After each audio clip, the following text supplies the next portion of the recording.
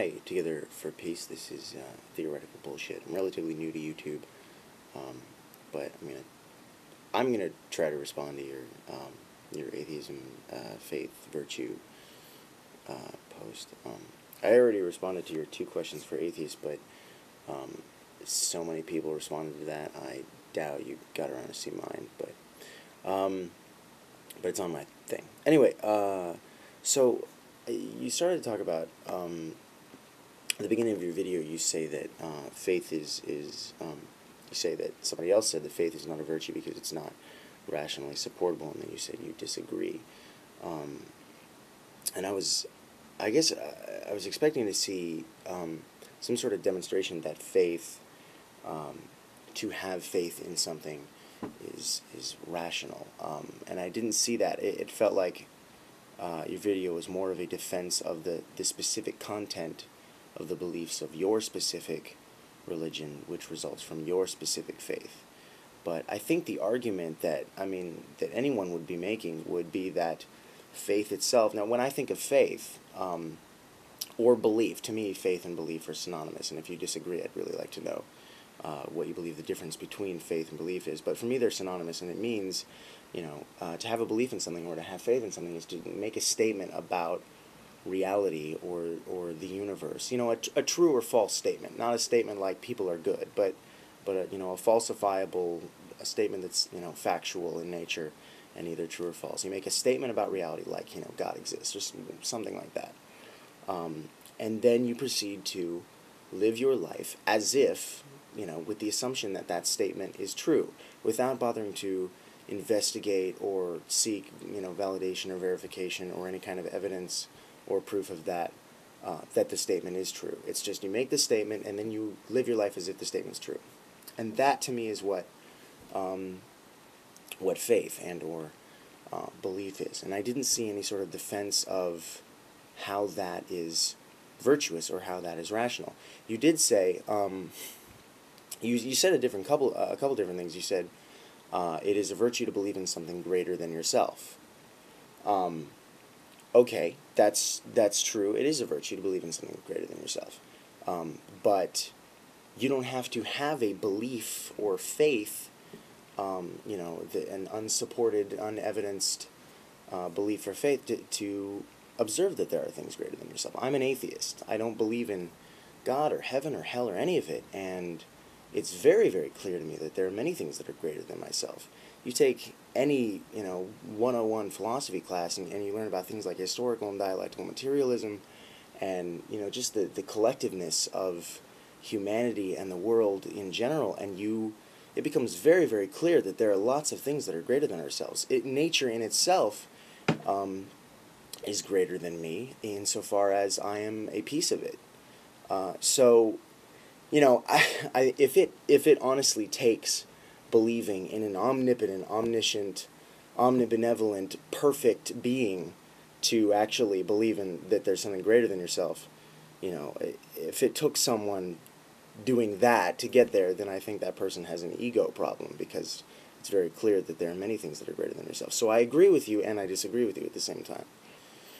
You also said that your beliefs bring you comfort and hope. My question about that, though, is that, are you saying that being comfortable is a virtue or being hopeful is a virtue? Those seem like perks.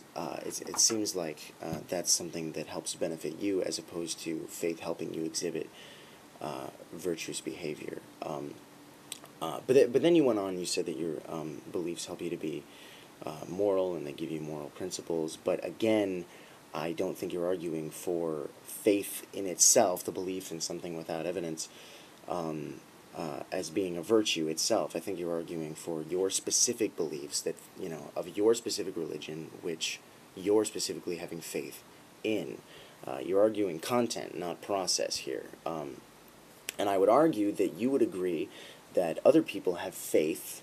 The same exact kind of faith as you, but just the content of that faith is different. Other people would have faith in other religions like Islam or God knows what else. No pun intended. That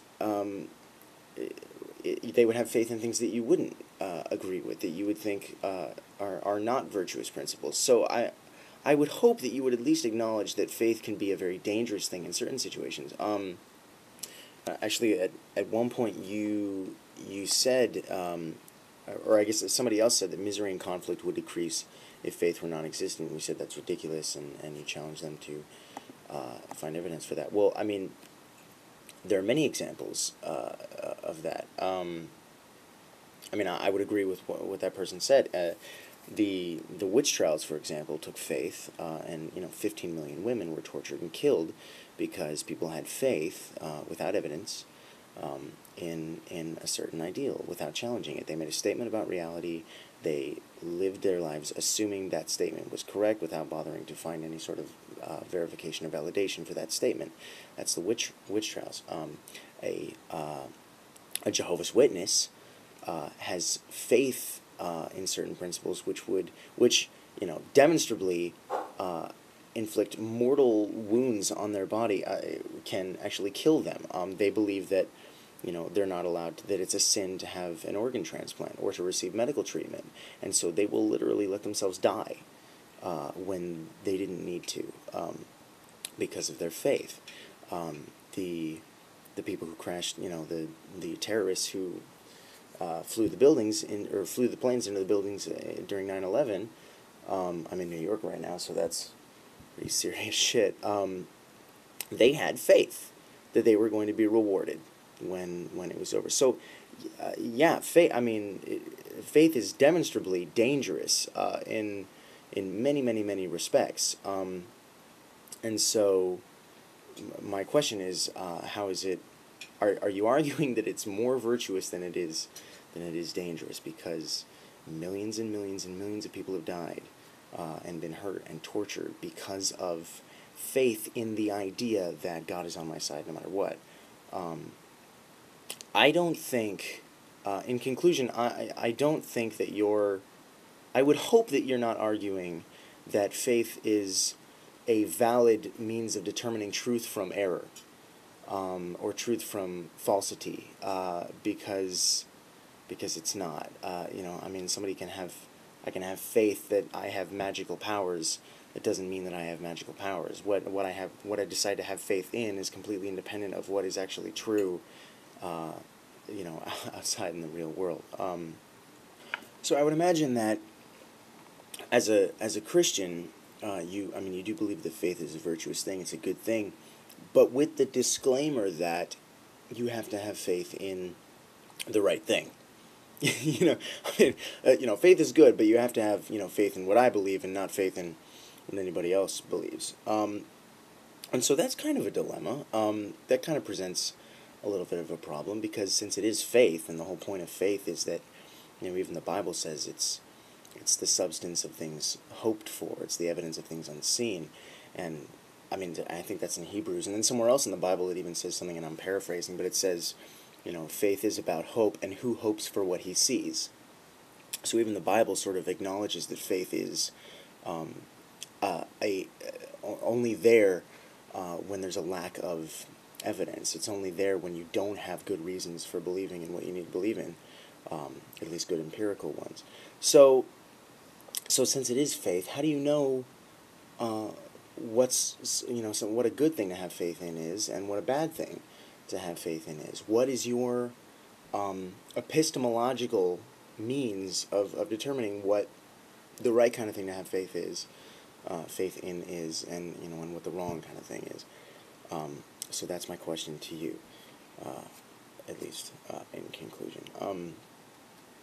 So hopefully, if you have time, I'd like to talk more about that, or at least get some of your opinions on that. And that's it. Okay, thank you. Take care.